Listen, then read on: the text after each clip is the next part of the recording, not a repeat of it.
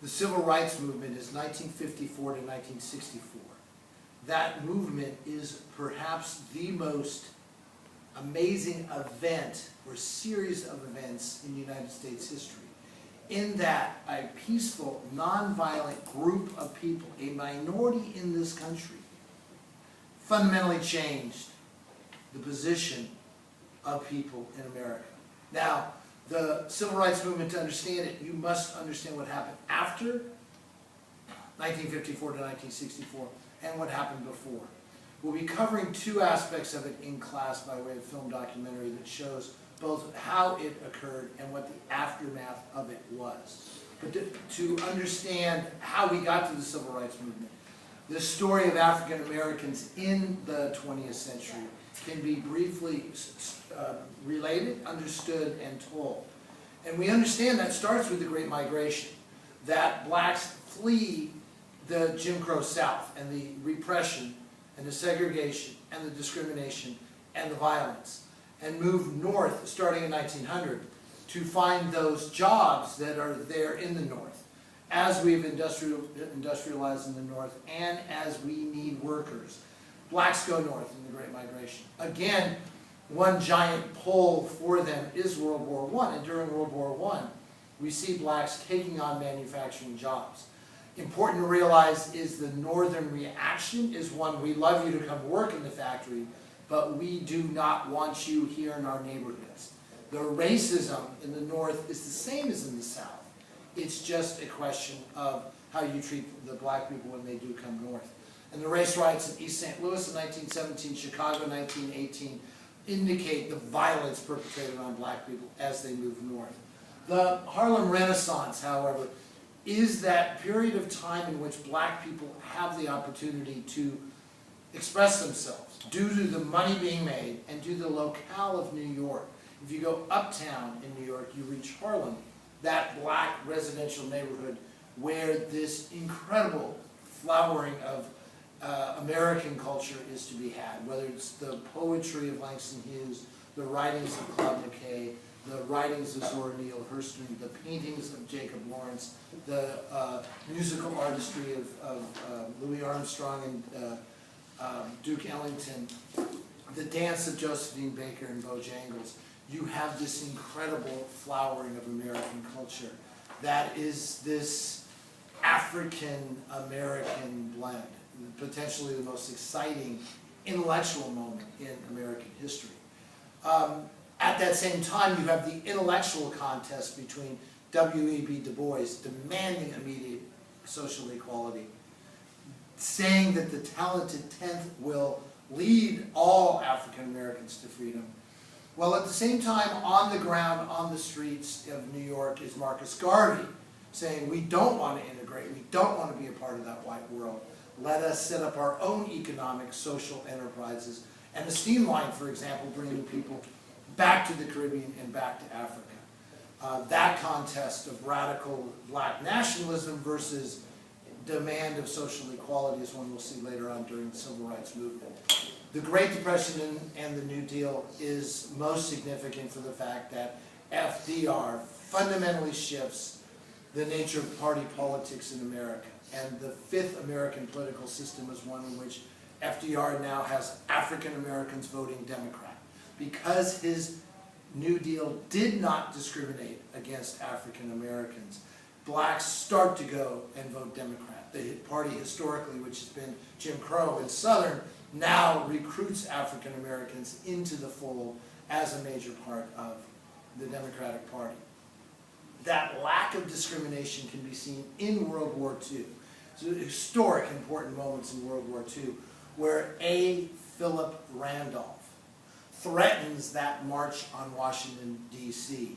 because he, as the head of the Sleeping Car Porters Union, recognizes that a lot of African Americans are not being hired for the positions in jobs that the government is funding for the defense effort, for the war effort, and that they need those jobs, deserve those jobs, and want those jobs.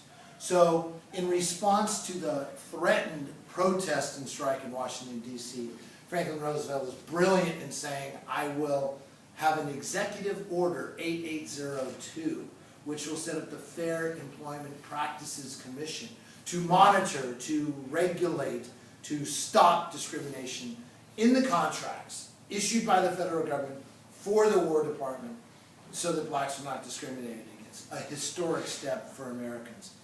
I think almost as historic as the attitude of African Americans in World War II, to say that when asked by their country to go fight for liberty and democracy overseas, something which they do not have at home, African Americans proclaim a double victory campaign. And the double victory campaign is that we will serve loyalty, we will fight in our armed services, despite the fact that the U.S. Armed Services still had a segregated blood supply for blacks and for whites in the armed services. We will go fight for our nation. We will win a victory against fascism overseas. At the same time, we will come back and win a victory for our civil rights here.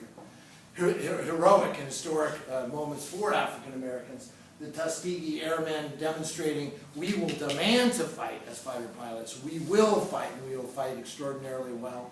So the valor, decoration, and ability of the African Americans during World War II is amazing.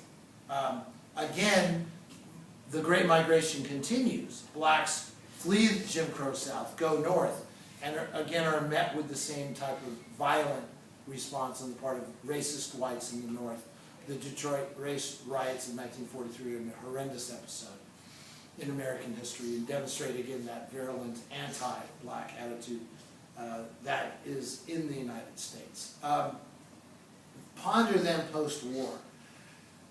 Ponder the fact that blacks have served the country. They come back to a United States expecting some kind of freedom and liberty, and they are ratcheted back into a Jim Crow South that is stultifying in its repression, segregation, and discrimination.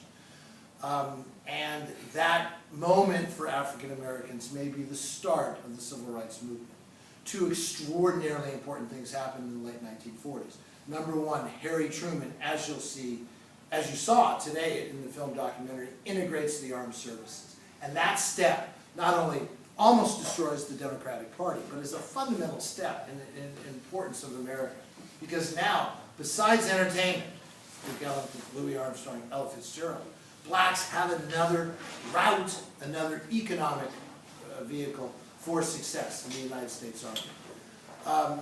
And also the event in 1947, which I don't want to underestimate because of its importance for those who play sports or love sports, is the integration of America's game, baseball, by Jackie Robinson in 1947. Not only did he dispel the stereotypes, but by being not just a good player or a great player, but the very best player, he blew the stereotypes up. And his majestic and heroic and valiant response to the racism with which he was met is one of the shining moments in American history. So we can point to the athletes before World War II, Joe Louis and Jesse Owens, and others African Americans who are celebrated for their athletic status. But it's Jackie Robinson's nature and character and ability which start in many ways the Civil Rights Movement of the 1950s. And the final step is Thurgood Marshall. As the head of the Legal Defense Fund for the National Association for the Advancement of Colored People, the NAACP, he brings that lawsuit. He brings in 1954 the lawsuit of Brown versus Board of Education. And that is to say that that child in Topeka, Kansas, cannot go to school across the street where her school should be, but has to go across town for miles to go to a school simply because she's African American. And a brilliantly put together and argued case in front of the Supreme Court, which issues for the first and only time ever a unanimous decision with all justices in attendance, which reinvigorates the 14th Amendment, that which had been eviscerated by the Supreme Court after the Civil War in the slaughterhouse and the cases in Plessy v. Ferguson. That 14th Amendment is now emboldened, declaring that states cannot take away those fundamental principles of due process, life, liberty, and property, and cannot deny the equal protection of our laws to individuals simply based on the color of their skin. And that Brown versus Board of Education, as a heralded decision of the Supreme Court, marks the start of the civil rights movement, which we'll explore by way of film documentary in class. Thanks.